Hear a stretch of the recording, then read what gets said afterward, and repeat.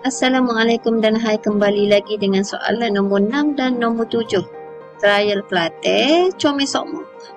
Rajah 6.1 menunjukkan pergerakan seekor belalang. Pada rajah 6.1, namakan otot S dan otot T. Pentingnya awak tahu yang mana satu otot extensor, yang mana satukah otot flexor. Yang saya tandakan dengan hijau ini, yang warnakan dengan hijau ini adalah otot extensor, manakala yang saya telah warnakan dengan warna emas ini ialah otot flexor. Okey.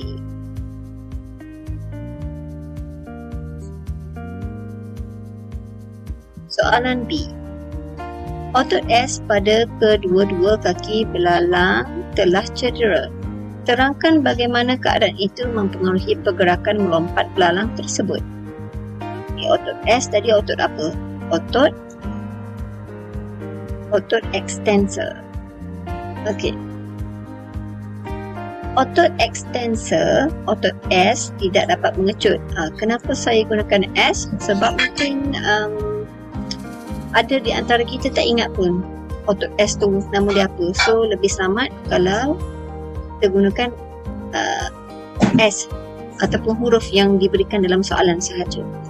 Otot S tidak dapat mengecut, maka kaki belakang tidak dapat diluruskan.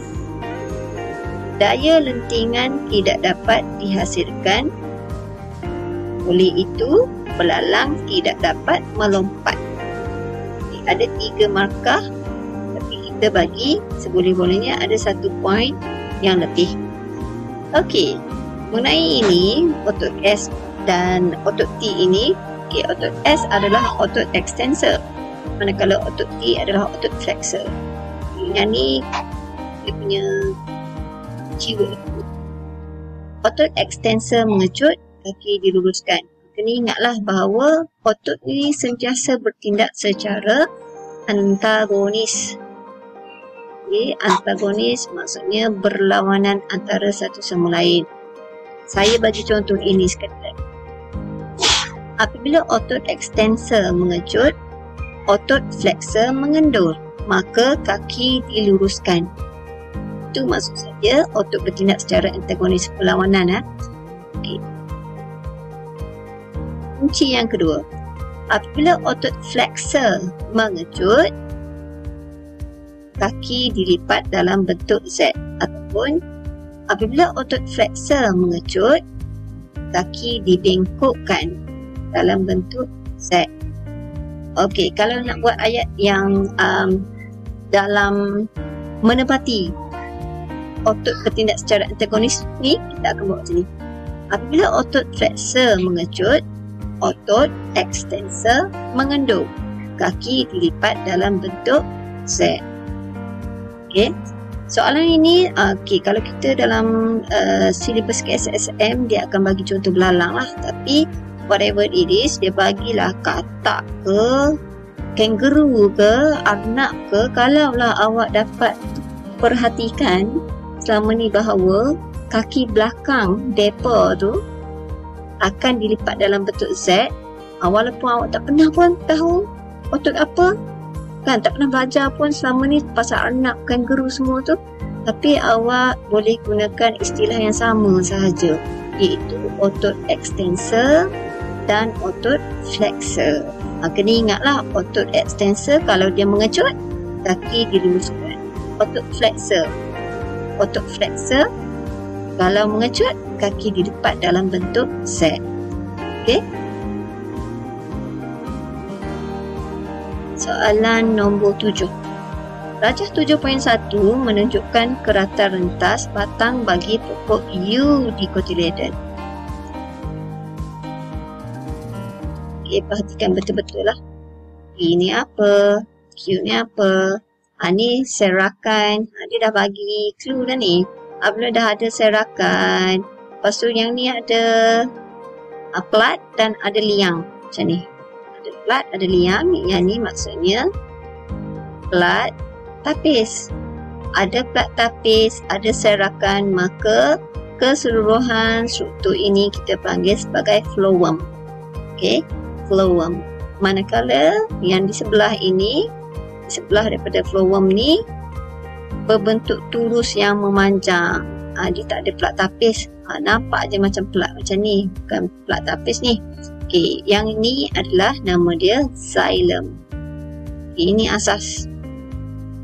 Malu je kalau tak dapat jawab soalan macam ni.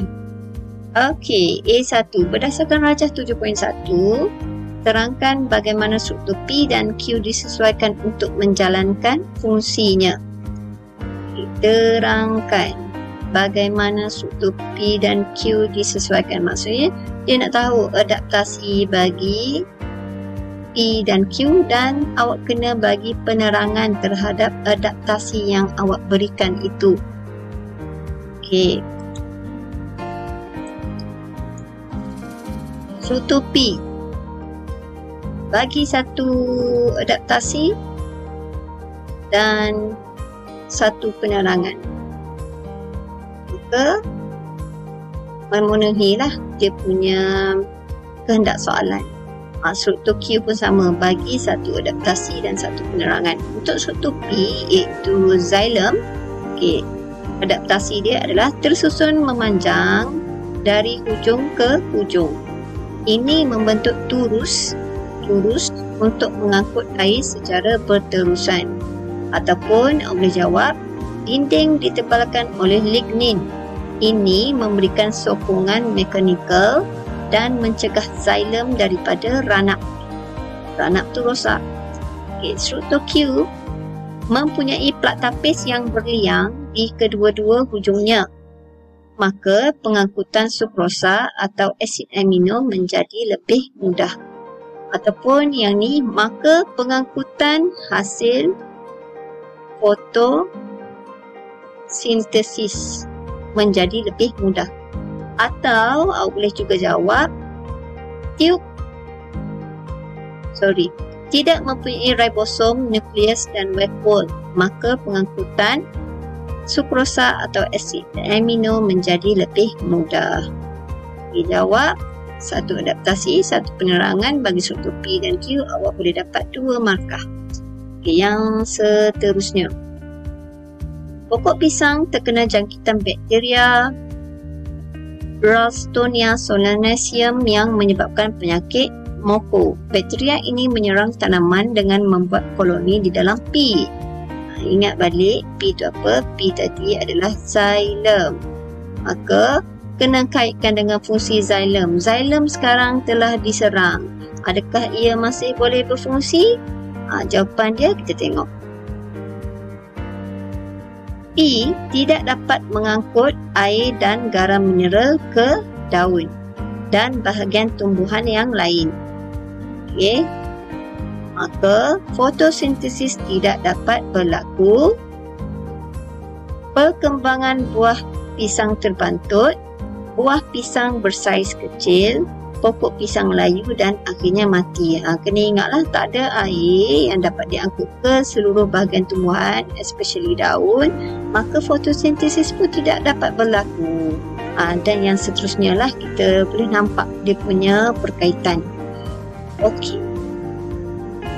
Soalan B, rajah 7.2 menunjukkan proses pergerakan bahan X tanpa melibatkan penggunaan tenaga dari tanah ke dalam P.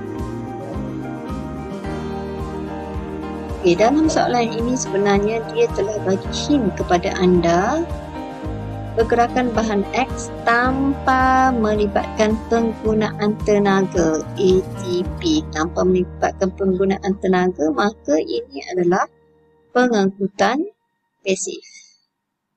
Pengangkutan pasif. Okey. Tengok kepada rajah 7.2 ini. Okay, yang ni adalah sel akar rambut. Okay, sebelah daripada sel akar rambut ini, bahagian ini adalah bahagian epidermis. Manakala, okey, ini, yang ni kat sini adalah endodermis. Pada endodermis terdapat jalur Casparian. Okey, di sebelah endodermis pula terdapat perisicle. Ini perisicle. Cortex terdiri daripada epidermis dan endodermis. Baik, huraikan proses pergerakan bahan X tersebut. Okey, kita tahu bahawa bahan X ini bergerak daripada sel akar rambut, Okey, sel akar rambut kat sini ada tanah, dalam tanah ada air. So, air dan garam mineral akan meresap masuk.